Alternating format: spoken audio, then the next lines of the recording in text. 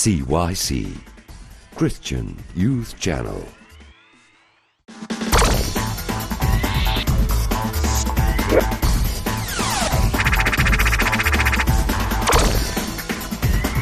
CYC, Christian Youth Channel. You know, it's a good time to build a relationship with God and to make something good out of it. Yeah. On that whole Holy Communion note, where everyone was trying to get in, book first, and everything was completely booked out till like next month. So like it's really crazy and eye-opening as to how keen and eager everyone is to go to church all of a sudden, even though everyone was once like not distant, I would say, but like because it was always there, it was always at arm's reach. So we were just like, yeah, whatever, I'll just go during the week, I'll just go here. But then like when everything closed, we're like, oh my God, we actually have to get out together. So it's scary, isn't it? Yeah, it is. But hopefully this all goes to plan. So before we welcome our special guest for today, we're now going to cross over to a beautiful hymn by our very talented youth here in Sydney. The hymn is called Wait on You. We hope you enjoy it.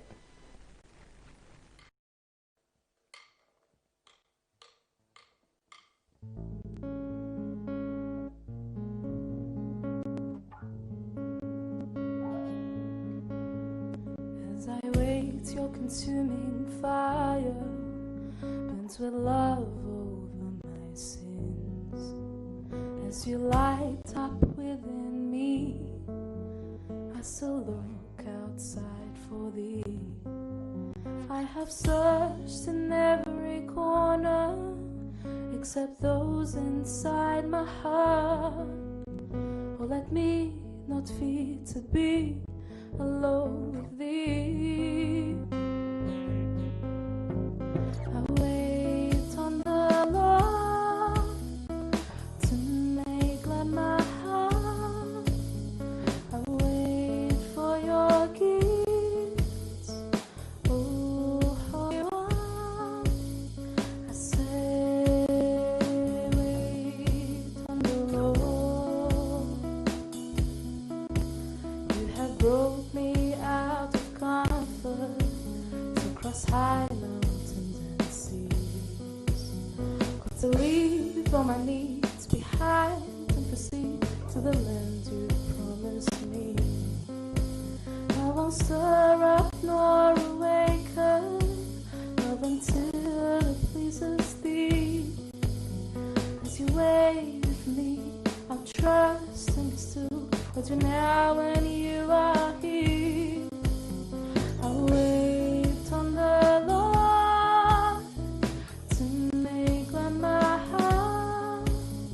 I'll wait for your gifts, oh Holy One.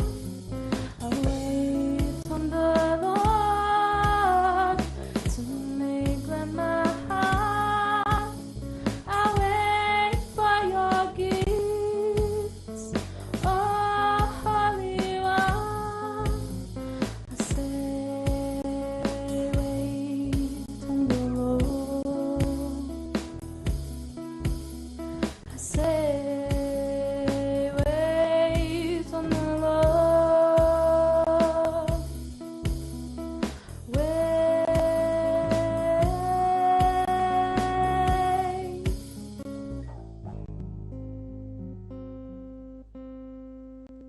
Welcome back, everyone. That was a beautiful hymn by our youth here in Sydney.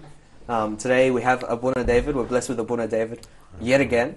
Thank you for coming, Abuna, again. Thanks for having me again. It's great to have you here. Thank you. And today's question that people have been asking is, are there any contradictions in the Bible? And if so, how do we deal with them? How do we explain them? Thank you for coming. Abuna, over to you, please. No, thanks for having me. Look, it's a very good question, and it kind of flows on a little bit from the time we were talking last regarding the reliability of the Gospels and the Bible. If you think about it, you know, especially say in the essence of the Gospels, you've got 4 different writers talking about a similar event, and so it's only natural that there's going to be some variations. It makes sense. In fact, if there were no variations whatsoever, it'd make us a bit suspicious. It's like they sat together in one room going, okay, this is what we're going to say, and then he rose on this day. No, we'll make it that day instead. And then it will be really, really strange. Equally, if we take it to the other extreme where, if there was conflict in everything that they said, like if one of the gospel writers said Jesus was a carpenter, another one said he was a politician, another one said he was, I don't know, an entertainer or whatever, then it'd be like, well, are we even talking about the same story? Very similar to if we all walked out and, saw, I don't know, like a lounge or something here, and you said, this is a green lounge, and, I said, oh, it's light green, and Anne said, it's a bit more, dark green or, leaf green, whatever. It's normal to have slight variations talking about the same thing. And so we find in the Gospels and in the Bible, there's just enough variations to make it plausible, and that actually makes the writings even more authentic. And there's very little kind of so not much variation, or just enough variations to make it sound okay. And the similarities are not so similar or so equal that it makes you question how suspicious it is. So it's actually a perfect balance. And so, yeah, there are certain events where you will find, things will be slightly different. But having said that, the main themes and the main story of the Bible, cover to cover, is the same. Any slight variations, any slight translational differences do not take the meaning, in essence, of what God is trying to pass on to us. So, for example, and a lot of these seeming variations as well, you'll find that when we learn more about the Bible or understand the culture or the context in how things were written, all of a sudden these variations become a non-issue. So, for example, I remember in one of the books, Pope Shenouda was writing that a lot of people were asking him about, say, the incident of Christ's resurrection. And so right after Christ's resurrection, they were saying that, in the Gospel of John, it says, the Lord said to Mary Magdalene, do not cling to me. Whereas, Jesus goes to the other apostles and he appears to them and says, come and touch my side. See that I'm alive and I'm resurrected. Whereas then he says to Thomas, don't touch me. And so there was kind of this question of, so what, is God only not letting kind of women not touch him, or why, and so this concept of contradictions between the Gospels themselves started to come up, and Pope Shenouda answers it perfectly. First, he says that the very fact that the Gospel says that Jesus was that Mary Magdalene was the first eyewitness to Christ's resurrection, which is the biggest miracle and the reason why we're all Christian here today, is testimony to the fact that the Bible is very much true and authentic and whatnot. Because in that day and age, in that culture, unfortunately, women were not treated equally to men. Fortunately, that's all changed now. But certainly back then, and at the time that the Bible was written, in Jewish culture especially, women were not given, say, equal weight in terms of a testimony, say in court or anything like that. They would take a man's testimony as a higher value. So for a new kind of religion or way of life, starting out wanting to be popular, certainly it's not a good way to kind of be popular by saying a woman was the first person who saw Jesus resurrected, the biggest and greatest miracle ever, because that wouldn't have been taken seriously by the responders or viewers at the time. And in fact, the disciples themselves, when Mary Magdalene went up to them and said, the tomb's empty, they thought you're just being a hysterical, crazy person. But Pope Shenouda describes and he explains this by saying, if we look at the timing and the literature and everything around that scenario, these seeming contradictions fade. So he actually says that every single one of those things happen. So Jesus did say to Mary Magdalene, don't touch me. He also said to her, she also did cling to his feet and worship him, but it just happened at different times. So if you go through that Sunday or Sabbath morning, and you look at the gospel accounts and put them next to each other, you'll find, as Pope Shenouda explains, that Christ resurrected, and Mary Magdalene saw him, and she clung to his feet, and he allowed her to worship him, and she saw him. And then he says to her, go to the apostles and tell them that I'm going to see them in Galilee. And this happens in Matthew, chapter 24.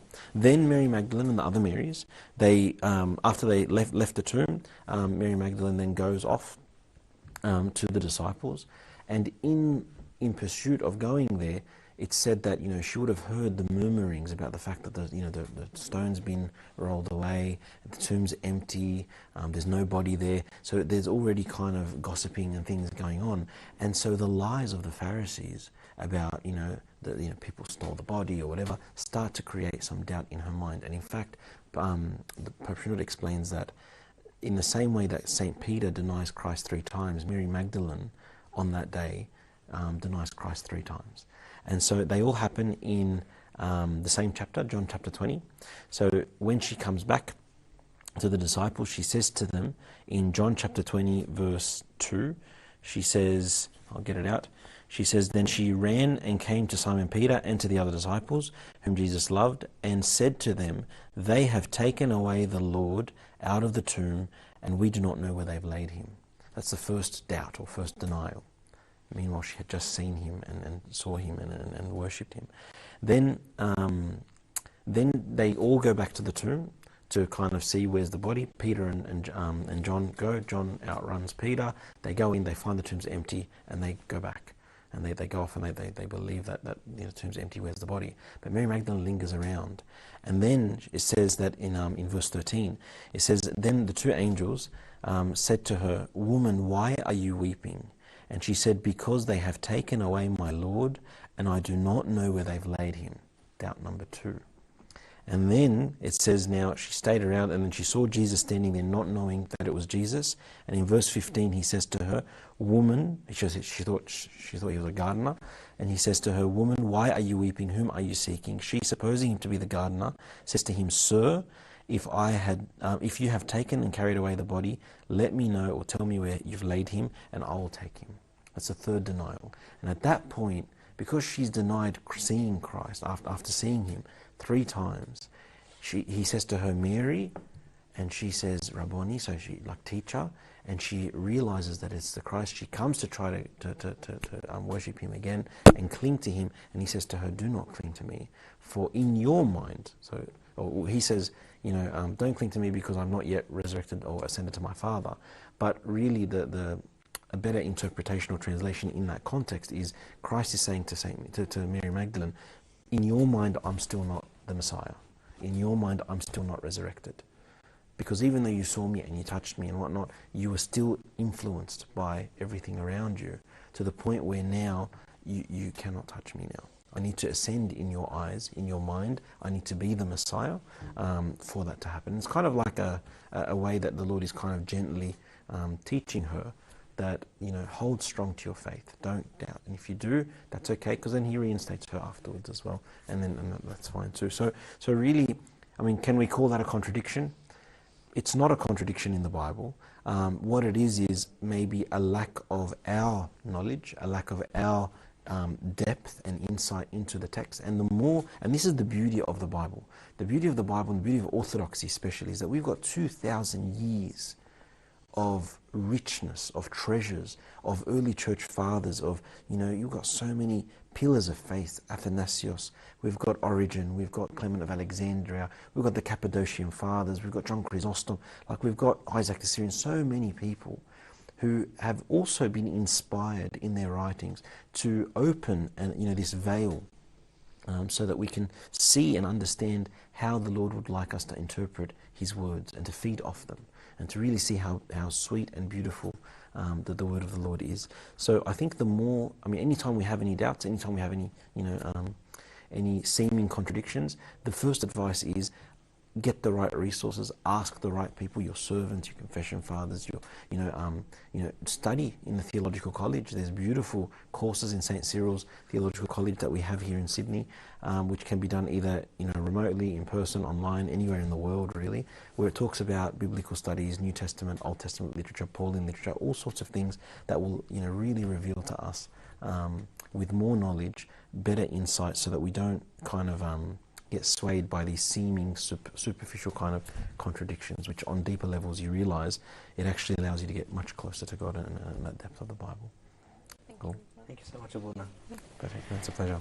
So we've just got a couple of questions. Yeah, The yeah. first one is, what's a common contradiction that you've seen people point to, and how would you answer it? Like, what's a common one?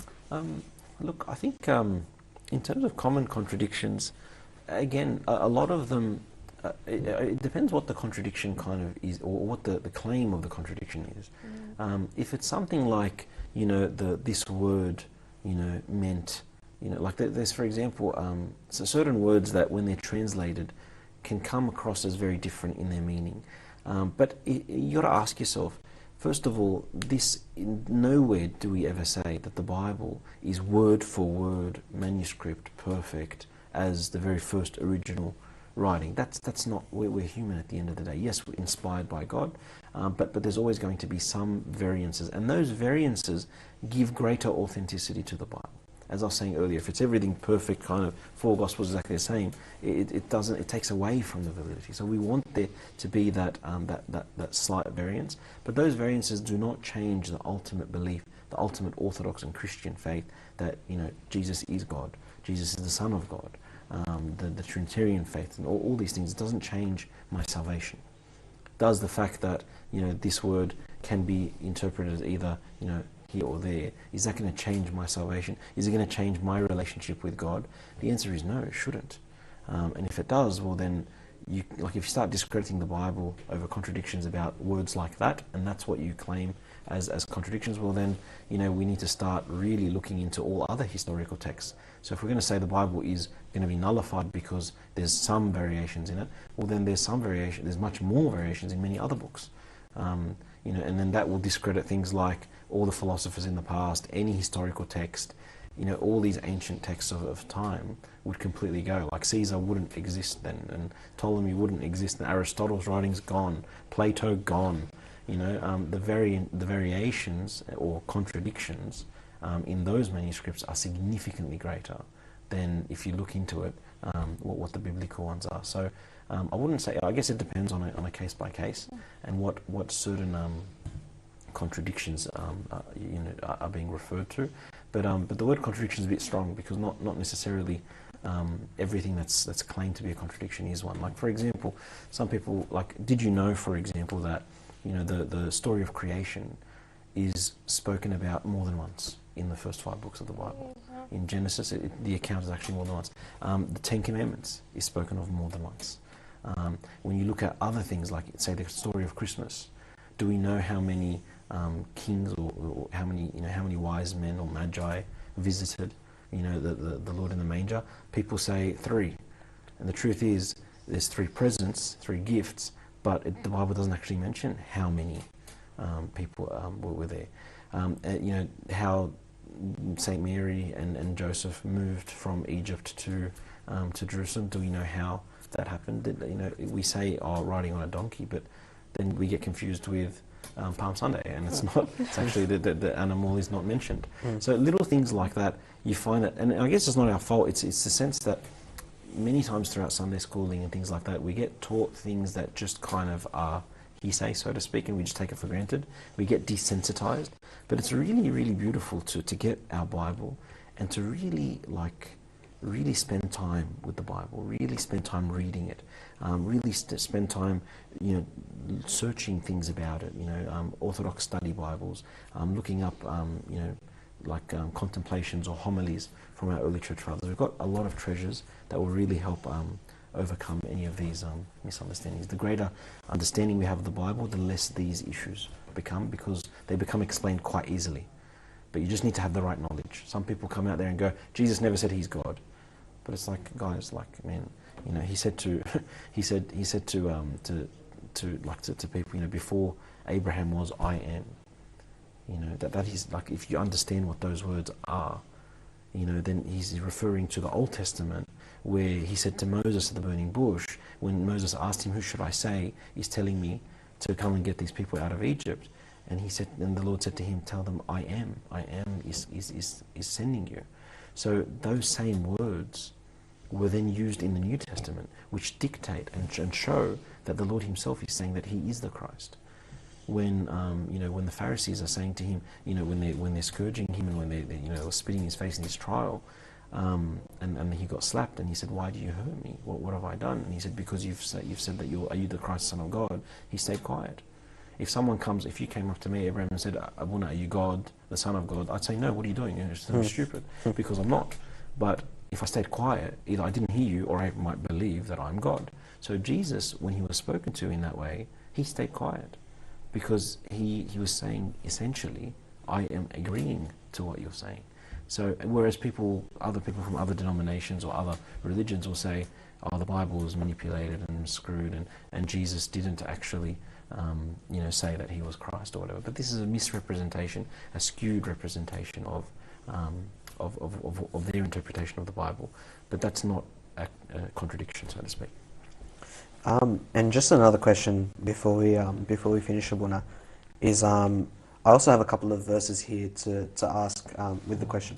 But is there a contradiction between God's character in the Old Testament and in the New Testament? And for example, over here I've got a couple of verses in John chapter 6, verse 37.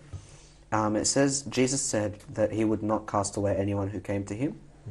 And then in Matthew chapter 7, verses 21 to 23, Jesus said, many that come to him will be cast aside. Yeah. I think what Jesus is referring to, and look, again, so both verses are definitely accurate. Again, it's understanding the context behind them. So I remember once, and Pope Shenouda used to always say, beware of people who take one verse out of context and then try to, base that and say, "God, what are you trying to say to me?" There was a joke once I heard where it was said, like, one person was wanting a message from God. He said, "God, please send me a message." So he just opened up the Bible and he saw one verse, and it said, Judas went and hung himself. And he's like, "Surely that's not the message. I'll shut it and open it again." And then he opened again to a different place, and he looked at a verse, and it said, and then Jesus said, "Go and do likewise." And so he's like, so we can't really take things out of context in that way, because it can be quite dangerous. There are some people who have reached that level of spirituality where that is how God talks to them. But I think we definitely need the guidance of the spiritual fathers and our confession fathers and otherwise to see. But that's certainly not for everyone. It's definitely not a standard rule. To answer your question, Jesus definitely means it when he says, "All who come to me are by no means cast out." That's actually one of my favorite verses, because there is no exceptions to that. There's no disclaimers, no caveats, no exceptions in that, only if you're good or only if you do this. It's all who come to me, right? The question is, in the second verse where you're saying, "Many will come to me, but many will be, not everyone will be accepted," basically, is a consequence of the Lord being, honourable. At the end of the day, how I approach God, how I come close to him, am I genuine? Am I approaching him? It's like when he says, "Ask anything in my name and you'll receive it." Does that mean I just need to say the words Jesus Christ, like abracadabra, and then I'll get whatever I want? It's not a magic trick. So a lot of it has to do with the intentions. So for example, and it is a scary thought, Abraham, in that many people can come to church, but if they're not genuine, then what are they benefiting?